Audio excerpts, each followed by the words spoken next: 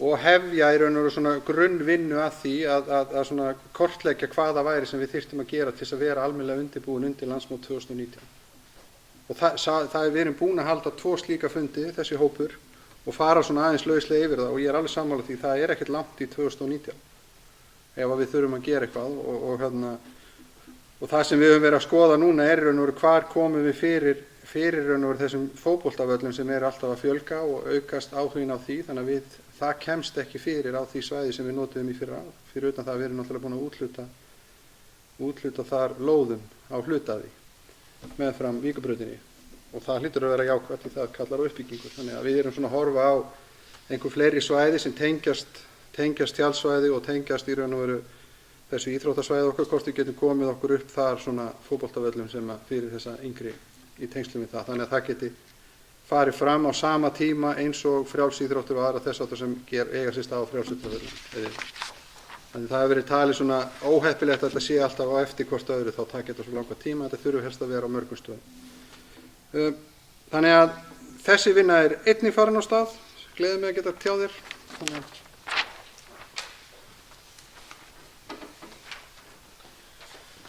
Takk fyrir það, Björn. Sæmundur, er næstur.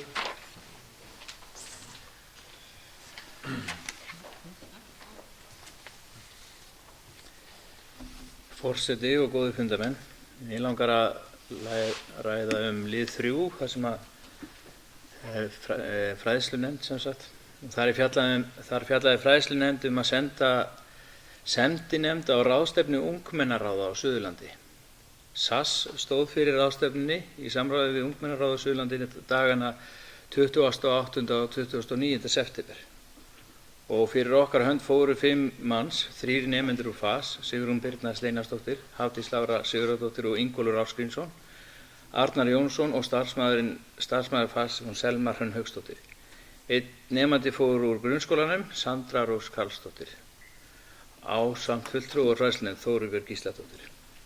Ég hef hitt nokkuð marga sem voru með á þessari ráðstefnu og allir eru einhuga að hún hafi verið aldeilis frábær. Ungmenni fóru víðan völl og ræddu alls konar málefni, almenningssamgöngur, geðheilbrigðismál, atvinnumál og skólamál. Og þau fullorðnu sem ég hef heyrt í og voru með á ráðstefnu komu þaðan alveg agndofa og upprifin af kraftinum í ungmennum á Suðurlandi.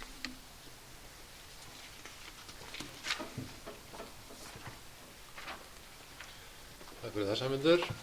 Og Ásgerður, ætlar að fá að segja nokkur orð. Forseti, ágætu bæjarfulltrúar. Ég veit ekki hvort ég voru upp með mér eða hvaða bæjarstjóri kallar mig orðið verkstjóra fyrir ræðupúlti, en það var ekki þannig, háttvirti bæjarfulltrúi Björn Ingi Jónsson, að ég hafi haldið að þú hafi smyglað þér inn í þennan hóp þarna hjá varðandi unglingalandsmótið, alls ekki, en það er bara, þú veist, þegar þessi umræða var í gangi að þá hefði verið gott að hafa eitthvað aðeins meira, því að það var auðvitað bara fræðslustjóri sem sat þarna með okkur, þannig að auðvitað er ekki hægt að hafa alla alls staðar til að fá allar upplýsingar. En svo að því að ég fannst þetta svona með það að vera að skipa starfsmenn fyrir úr pontu, að þá vill það nú þannig til að bæjarstjóri starfsmaður bæjarstjórnar, þannig að ég held að ég hef nú haft bæjarstjóri í þessum pillum, sko, að það var ekki að ég var að reyna að skipa fyrir öðrum starfsmenni sem ég hef auðvitað ekkert boðvald yfir.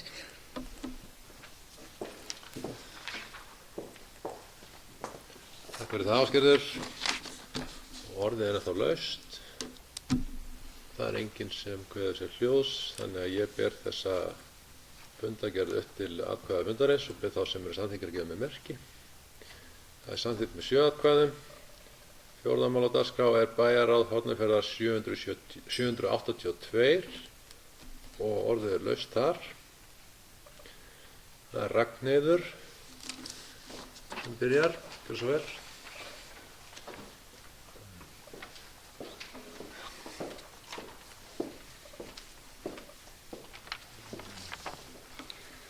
Forseti, fundarmenn, undir fyrsta lið er fundur atvinnumálanefndar og Undir þessum lið fengum við Vilhjálm Magnússon úr Vöruhúsi inn á fund til okkar og hann fór yfir það með okkur hvernig vöruhúsið og þá helst Fab-Lab-smiðjan að nýtast atvinnulífinu. Í máli hans kom fram að atvinnulífið farið að sækja vöruhúsið og Fab-Lab-smiðjuna í ríkum mæli. Í fyrstu þá voru fyrirtæki og frumkvöðlar aðalega kannski að nýta smiðjuna til svona virðisaukandi þátta, gerð lyklakippu, merkingar og annað slíkt. Svo svona líka búið að koma, núna að koma inn á borð aðeins öðruvísi verkefni sem í rauninni bara hrein og klár nýsköpunarverkefni þar sem fyrirtæki að prenta út í 3D-prenturum jafnvel módel, prótótýpur af hluta- og framleiðslulínum sem þeir að hugsa upp. Það komið mjög spennandi verkefni þar sem verið að í rauninni finna upp nýjar framleiðslu aðferðir við framleiðslu á brettaköntum á breyttum bílum og í því verkefni þá kemur einmitt fram að við það að nota þessa stafrænu framleiðslu tækni þá getur sparast tími 50%, jafnvel meira ef þið farið með verkefni ennþá lengra.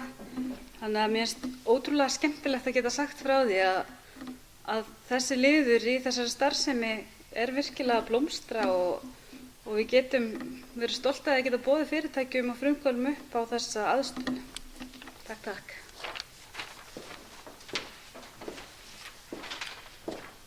Takk fyrir það, Ragnheiður, og Gunnhildur ætlar að fá að segja nokkur orð.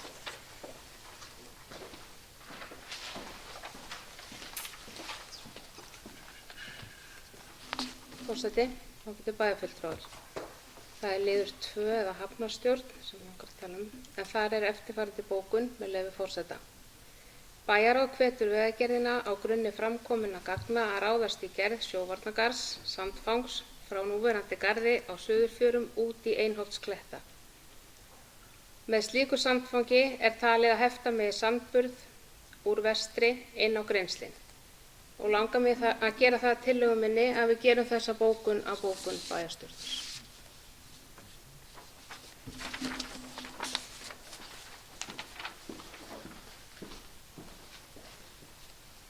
Takk fyrir það, Gunnhildur. Ásgrímur, gjörðu svo vel.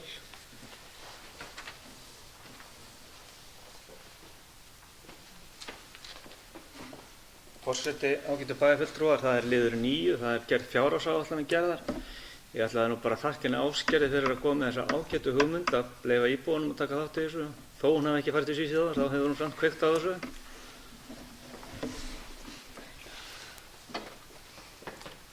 Já, takk fyrir það. Orðið ennþá laust. Ásgerður, gjörðu svo vel.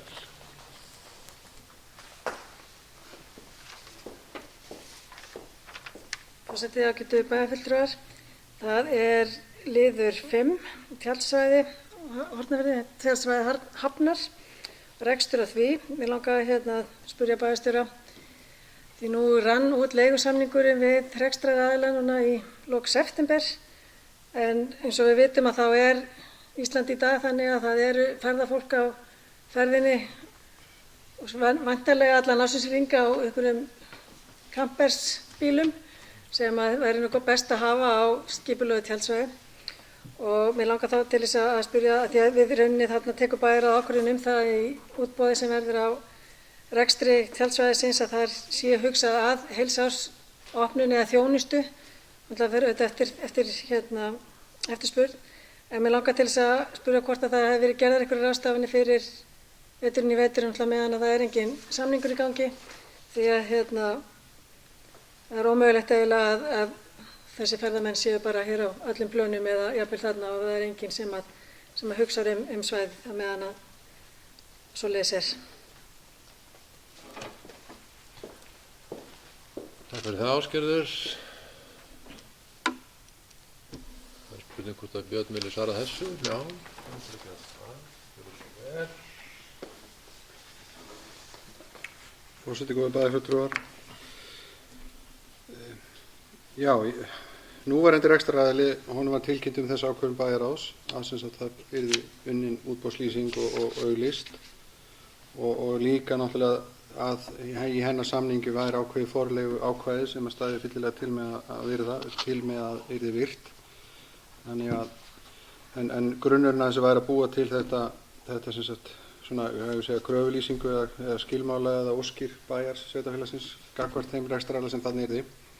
Og við gerðum svona munnlegt samkomulag það að hún myndi halda áfram rekstrið þarna á meðan að allavega hún myndi meta það að það væri borgað sig eða gengi.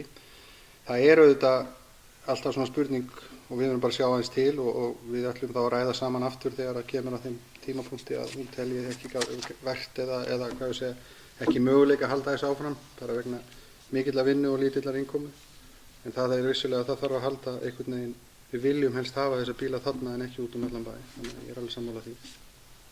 En við ætlumst að tala saman þegar kemur að þeim tímapunkti að þarna það borgar sig, hún telur ekki borga sig að halda þessu opnu lengur. En allan hún ætlar að gera það núna enn sinn allan.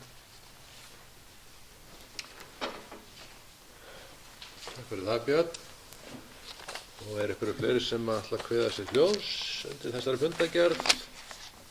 Svo ekki og þá ætla ég að bera upp þessa tillögu sem að Gunnhildur lagði fram hérna áðan, þar sem að bæjarstjórn gerir að sinni ályktun bæjarráðs sem að hvatti Vegagerðina á grunni framkominna gagna að ráðast í gerð sjóvarnargarðs sandfangs við núverandi garð á Suðurfjörum út í Einholtskletta. Með slíku sandfangi væri talið að hefta með sandburð úr vestri inn á Grenslin. Ég vil biðja þá sem eru samþykki tillögunni að gefa mér merki.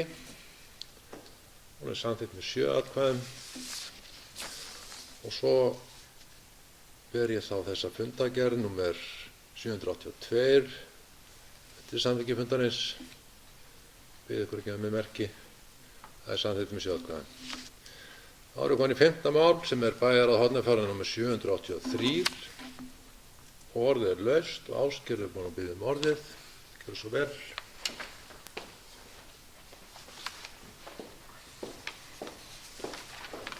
Forseti, ágætu bæjarfulltrúar. Það fyrst liður 2 í þessari fundargerð. Það fundargerð umhverfisnefndar númer 20. Það atriði þar sem langar til að koma inn á. Fyrst það fyrsti liður fundargerðarinnar sem loftslagsverkefni Landverndar, sveitarfélagsins og Sambands íslenskra sveitarfélaga.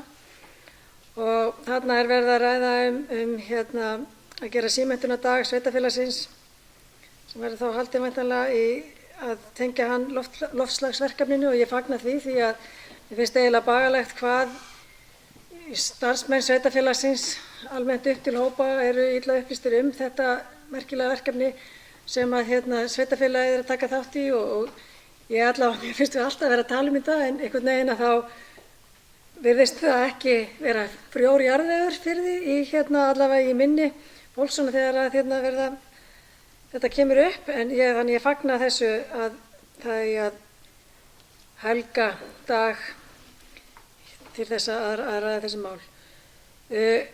Þriðji liður hraðavarnarskiltin, ég bara mjög ánægð með að þau skulu vera, það sé verið að finna staði fyrir þau og það ekki séð þau ennþá en væntanlega þau bara alveg að detta inn.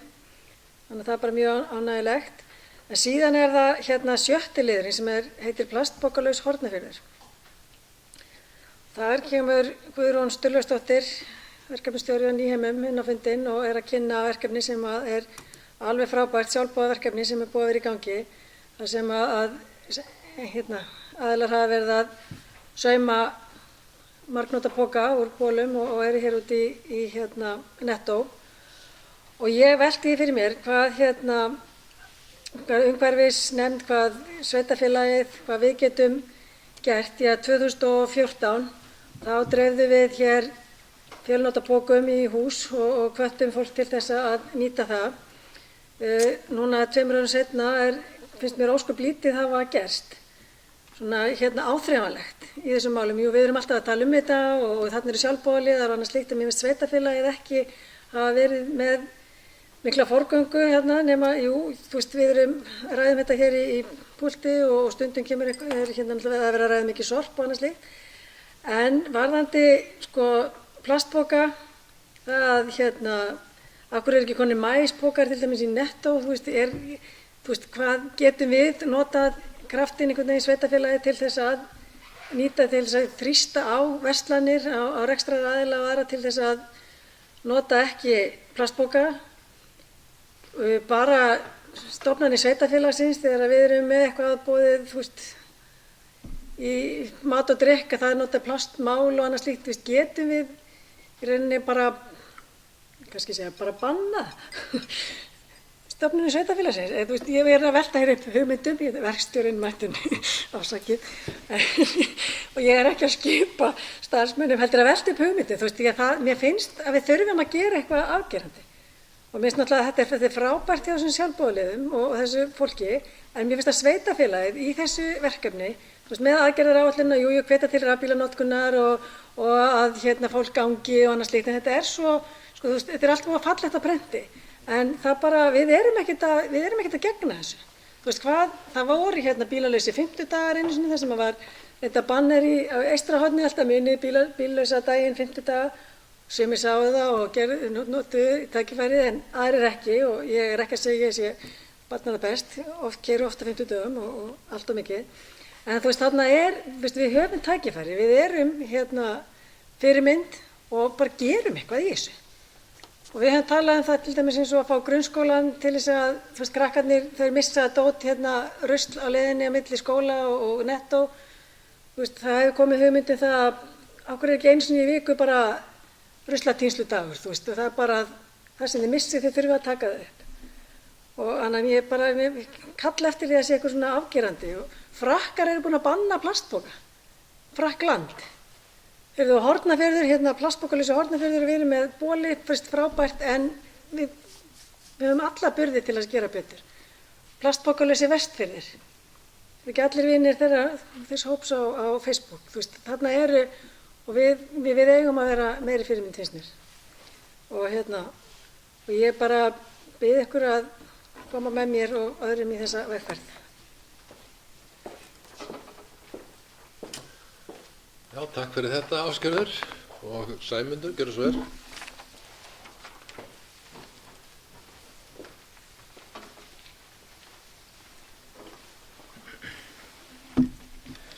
Forseti og góðu fundamenn. Það vil til að ég ætlaði nú að fá að tala þetta verkefni sem var kynnt fundargerð umhverfisnefndar 4. október síðastliðinn plastpokalausan Hornafjörð og fagna umræðum það. En eins og Ásgerður kom inn að þá kom Guðrún Ásdís Sturlusdóttir, verkefnastjóri á Þekkingarsetri Nýheima, og gerði grein fyrir þessu verkefni. Og það gengur náttúrulega út á að búa til fjölnota innkaupapoka og notuðum bólum og hafa ókeypis fyrir viðskiptavini verslana í bænum.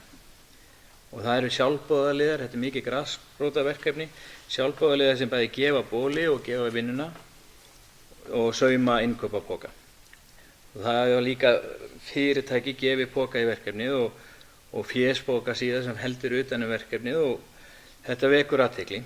Og næsta skref, samkvæmt því sem Guðrún Ásdís kom inn á, er að fá fleiri til að taka þátt í þessu verkefni í að búa til poka og nota þá helst alltaf í öllum innkaupum.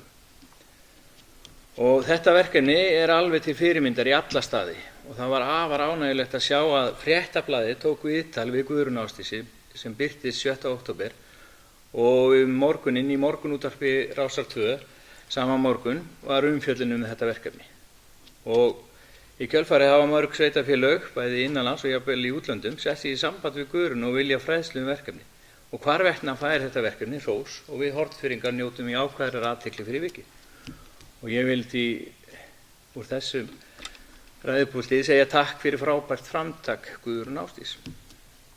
Og svo í framhaldi kannski að þessu pælingu sem að þú kemur inn á, Ásgerður, að þá vil ég kannski fá að nefna þessa ferð sem við fórum í og ég nefndi áðan í tengslu við sorpmálin, að þar heimsóttum við sveitafélög bæði fyrir austan og fyrir norðan, sem virðast vera komin einhverju skrefi lengra en við varðandi flokkun á sorpi, og eru komin í það að gera molt úr lífrænu efni, og það næst greinilega árangur með því, með moltugerð. Það hefur, og sá sem hér stendur á henni hefur sett sig í samband við verslunareigendur hér til þess að spyrja hvar lífrænu pokarnir séu og hvort þeir séu frammi, en það hefur ekki verið mikið svör þar því miður, en þeir eru svo sem til í búðinni en mætti vera sýnilegri. En ég fagna því og það verður náttúrulega sérliður hér á dagskrá, og þetta er eitt af verkefnunum og eitt af aðalverkefnum nýrar umhverfisstefnu sem verður samþykkt vonandi hér á eftir, eða verður allan að borin hér upp, að þá er þetta eitt af því verkefnum sem við ætlum og stefnum að bara í mjög náinni framtíð að taka hraustlega utan.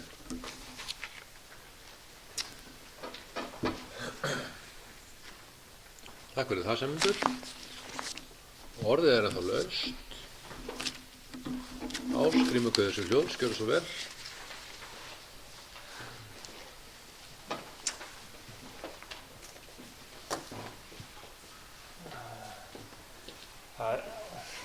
Forseti, ágætu fundarmenn, það er 5. liður á dagskrá.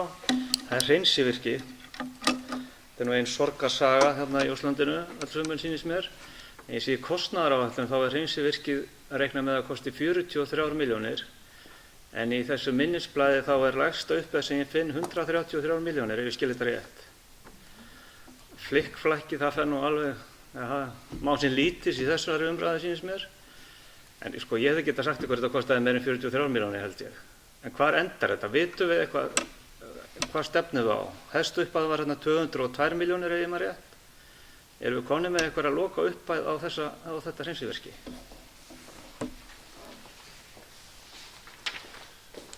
Takk fyrir það, passaðu hann á gleraugun hérna.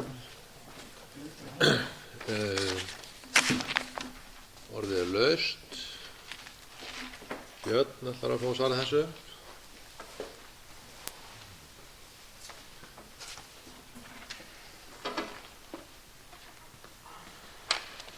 Forseti, góðir bæjarfulltrúar, þetta er það kannski sem við vorum að ræða hér áðan einmitt, er það að fyrstu áætlunin gerði ráð fyrir að við næðum utan um fráveitu framkvæmdir fyrir 238 milljónir, og inn í því var í raun og veru gert ráð fyrir hreinsivirki upp á 46 milljónir, og það breytir ekki hvort 43, 46, en það var 46 í öllum. Þetta er orðið svo grópið inn í heila kvelið á mér að þessar tölur. En það breytir ekki neinu, sko, það er ekki það. Eftir því sem ég kemst næst og hef farið von í, og eins og ég segi, án þess að ætla að fara kannski von í persónuleikendur í þessu máli, en þá virðist vera þannig að á bakvið þessar 46 milljónir er ein heimsókn sem farin var í á Hellu til þess að skoða ákveðin gjörningar sem voru gerðir þar og sem kostuðu samkvæmt okkar upplýsingum í kringum 24 milljónir. Samfélag sem er 1000 manns og hefur auk allavega 2 ef ekki 3 svona iðnfyrirtækja að stóla. Þannig að það eftir sem ég kemst næst og gruglaði gegnum allar tær tölur og allt sem að starfsmenn hafa í raun og veru unnið í undanfarna þessu er það að það sé ósköp einfaldlega sú tala svona rétt tæplega tvöfölduð. Það er hönnunin sem liggur á bakvið þessar 46 milljónir, og þetta er náttúrulega voðalega grátlegt, en það þarf síðan að bera saman kannski fleiri þætti. Það eru 5 þætti sem ráða því hvað hreinsivirki kostar. Það er raun og veru afköstin, það er í raun og veru húsnæðið, það er starfsmannaðstaðan og það er, sem er að muna alla þessa þætti, það er endingartíminn og í raun og veru byggingin. Niðri tíminn. Hreinsivirkið á Hellu er ágætt sem slíkt og ætla ég ekkert að hallmæla því, en það er samt í raun og veru, það er einfalt hreinsivirki, mjög einfalt og ódýr kofi, bárujárnsklæddur kofi, óeinangraður, og þannig að niðri tími garantí á niðri tíma er ekki mikið vegna þess að það er bara ein dæla, eitt hreinsivirki. Húsnæði er mjög ódýrt og einfalt, það er bara í segi bárujárnshús. Við erum aftur með aðstæður sem eru hérna hjá okkur út í Óslandi og í allri umræðu hreinsivirki í Óslandi, deiliskipulagsvinnu í Óslandi, töluðu menn það í ljósi þess að við værum að fara með þetta í nálægð við þennan fólksvang sem Óslandið að þá yrðum við kannski að sætta okkur við það að við yrðum allan að vanda okkur aðeins meira í útliti og hönnun hússins. Þannig að hæsta talan sem að menn setja þarna fram sem losar 202 milljónir eftir yfirferð frá verkfræðistofnun Eflu, hún gerir ráð fyrir eiginlega öllum þessum 5 þáttum má segja í botni. Það í raun og veru, við erum með 2 síur, við erum með 2 dælur, við erum algjörlega með 2-falt kerfi. Þannig að þó að í raun og veru bíli dæla, þá getum við samt hreinsað alla fráveitur sem kemur frá Hornafirði miðað við eðlilegan tíma. Þetta eru viðmið sem að menn eru farnir að setja sér í uppbyggingu hreinsivirkja í dag. Það bara, þetta, þegar við ræðum við þá sem hanna og ákveða hvernig hreinsivirki höfuðborgarsvæðisins eða nágrannasveitarfélög okkar eru, þá það sem þeir segja. Þið setið ekki upp hreinsivirki öðru sem að það sé með töluvert góðan uppitíma eða sem lítið niðri tíma, þetta hvernig við tölum þetta. Þetta lyftir auðvitað krónutölunni og hönnunin, en síðan þegar að þessi forhönnun fer fram og í raun og veru menn settu sér þessi markmið og forhönnun fer fram og tilbaka kemur þessi gríðarlega háa tala sem náttúrulega alveg margföld það sem menn lögðu á stað með, þá byrja menn að skrúa niður og eru svona núna með því að halda sér samt við það að vera nokkuð, halda sér við það að í raun og veru við ætlum að gera þetta þannig að þetta sé ekki forljótt bárujárnshús eða svo það náttúrulega afstækk, hvað menn þetta ekki ljótt, ég veit það líka, en allavega þannig ásýnd húsin sé svona þokkaleg út frá þeirri staðsetningu sem við erum að setja hann í og það að við viljum, ég vil og ég held að flestir okkar viljum það að við séum að reyna að tryggja það að fráveitan, hún sé hreinsuð, fráveitan okkar sé hreinsuð, hún fari ekki óhreinsuð út í fjörðinn. Svo komum þetta lög og reglugerðir inn í það sem segja að í 5% tilfella megi fráveita fara á yfirfall. Það eru sirka 9 dagar á ári sem að það má gerast. Þannig að með því að skrúa þetta svona svolítið niður og kreista allt sem við getum kreist, þá erum við svona við það að lenda þessari tölu einhvers staðar í kringum þessar 130 milljónir. En svo eigum við að sjálfsögðu eftir að bjóða þetta út. Þannig að þá erum við auðvitað að sjá hvað við fáum eða hvernig og í rauninni þetta ekki endanlega tölur, heldur þetta svona bara algjörlega grunn hönnunartölur eftir yfirferð bæjarráðs það að 200 og eitthvað milljónir var ekki eitthvað sem menn voru sáttir við. Þannig að þá vildu menn í raun og reyna að reista þetta niður, en halda samt í raun og veru, eins og ég segi, það að við værum með mikinn og góðan uppitíma. Vegna þess að landslagi hér og það sem við nefndum hér áðan, þáttaka í landvernd og öllu þessu, við erum að reyna að stimpla okkur inn í samfélag, sveitarfélag og landa með það að við séum hreint og fallegt svæði. Ég ætla að vona að ég hafi svarað þessu. Þannig að blákalsvar, við vitum ekki nákvæmlega hvar við endum en við erum þarna í kringum þessa tölu og þegar hún liggur fyrir þá að sjálfsögðu fer hún aftur fyrir bæjarráð sem verður núna á næstu viku. Þegar hún liggur fyrir út frá hverju kostnaðar og hvað minn er að stefna þá er að lenda inn í fjárhagsáætlun. En þetta kannski þetta eins og svo margt annað að við fórum á stað með þessa áætlun og höfðum engin rök eða engar ástæður til að rengja þá áætlun sem við fengum. Þessar 238 milljónir á sínum tíma. Allan var enginn í bæjarstjórn eða bæjarráði sem taldi sig og þar með talin ég. Við hafa einhver ástæð til að rengja þær tölur sem okkur voru gefnar. Nú erum við komin þetta langt. Við getum náttúrulega ekki hætt við. Við verðum að halda áfram. En eins og við tölum hér áðan, það er mikilvægt náttúrulega að við skoðum alla þá verkþætti sem eftir eru og kannski þurfum að gera það á lengri tíma heldur en við ætluðum okkur í byrjun. En við þurfum að klára þetta, það er bara orðið kvöð á sveitarfélögum að hreinsa fráveituna hjá sér.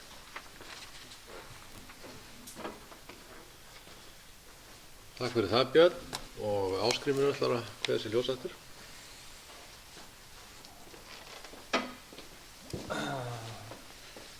Forseti, ágætu bæjarfulltrúar, ég þakka bæjarstjóra fyrir ágætt svar og það er eitt sem ég er að velta fyrir mér að nokkur atriði í þessu, mér finnst þetta 133 milljónir helviti mikið þó mér að fundist 46 lítið.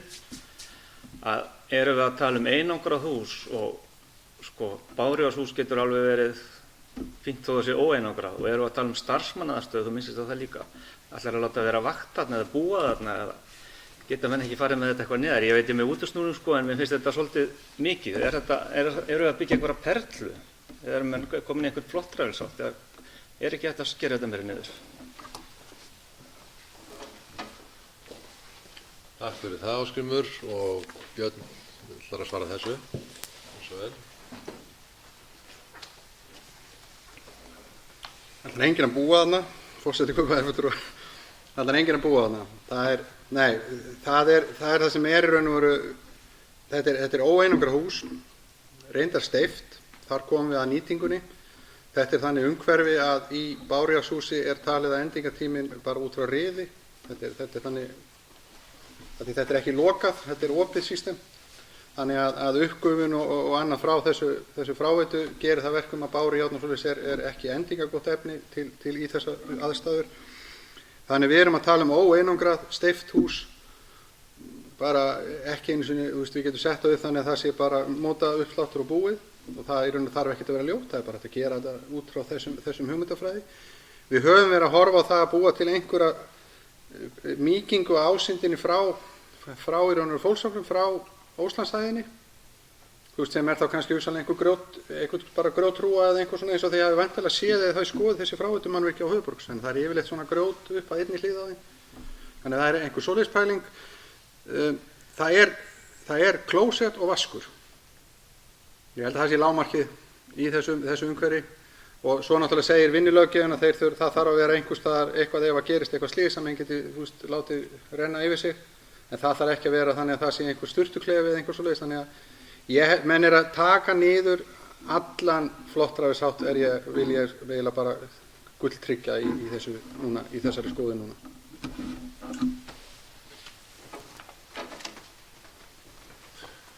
Takk fyrir það, Björn, og Ásgerður, gjörðu svo vel.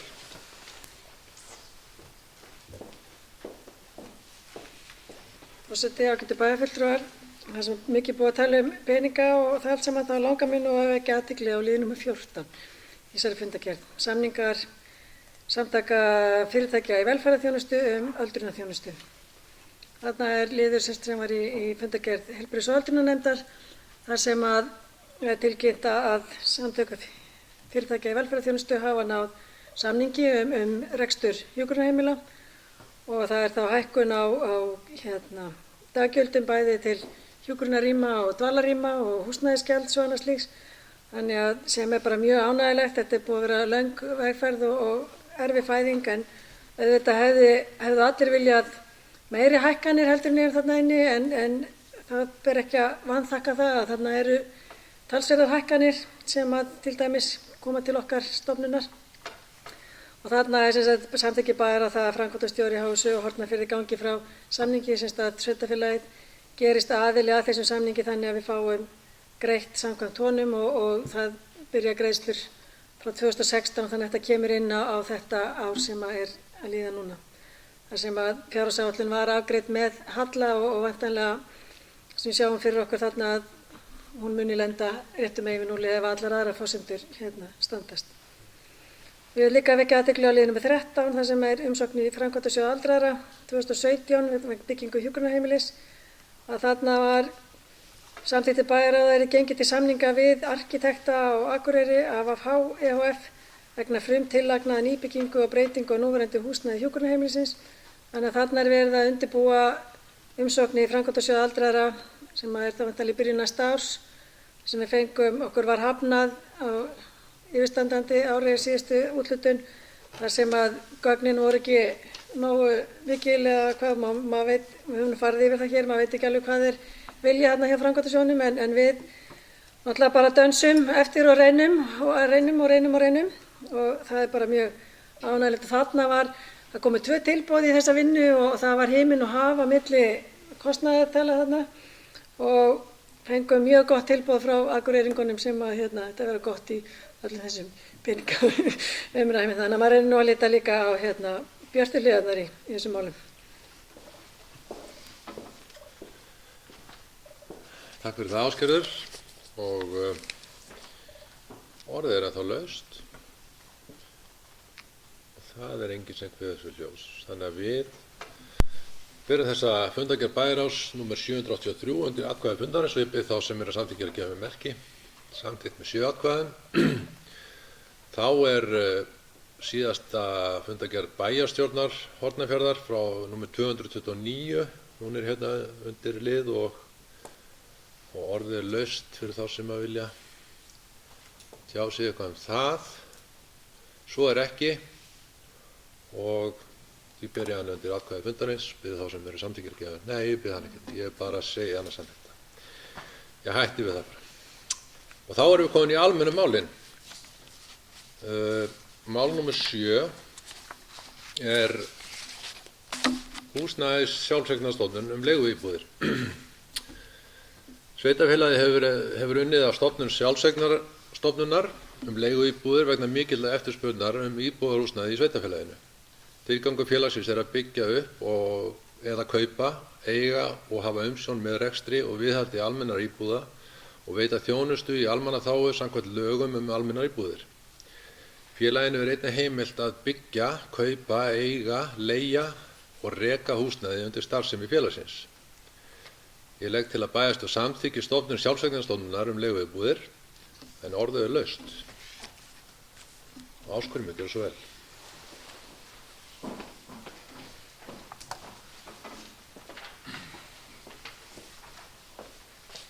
Forseti, ágætu bæjarfulltrúar, þar sem að þetta er nú undanfari byggingaframkvæmda held ég, eða svona menn eru að gíra sig í það, þá er ég ekki sannfærður að það sé rétt að sveitarfélagið fari að binda mikið fé í nýbyggingum.